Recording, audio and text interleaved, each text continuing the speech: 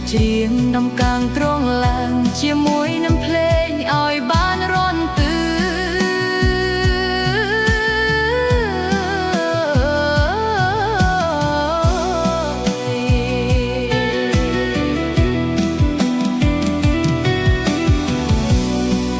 ចុះម្ដេចអង្គុយនៅស្ងៀមមិនច្រៀងមិនរាំជាមួយនឹងគេ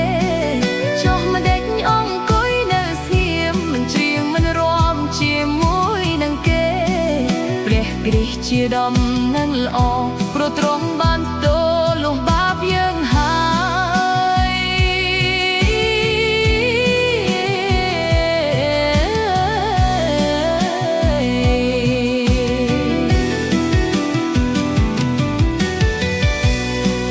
ចូលឲ្យអស់ទាំងទេវតាហើយនឹងនុសាមករួបរวมគ្នាចូលឲ្យអស់ទាំងទេវតាហើយនឹងនុសាមករួបរวมគ្នា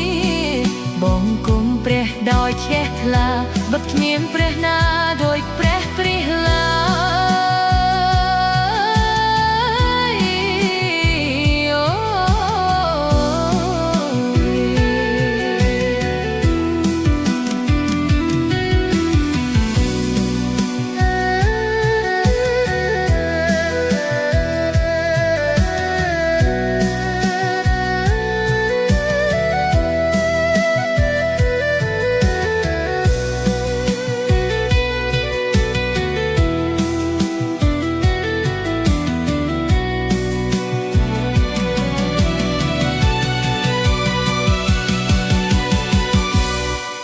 ចុះម្ដេចអង្គុយនៅស្ងៀមមិនច្រៀងមិនរាំជាមួយនឹងគេ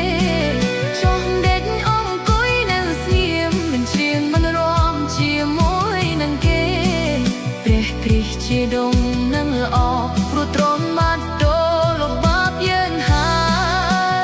យ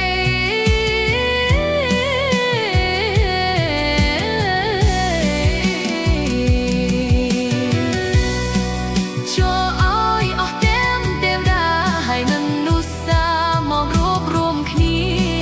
ចូលឲ្យអស់ទាំងទេវតាហើយនឹងនុសាមករួបរวมគ្នា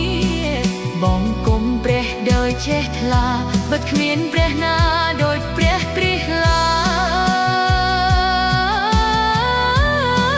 យ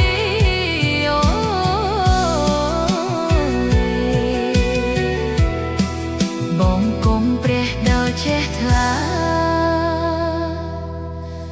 បិទគ្មានព្រះណាដូចព្រះ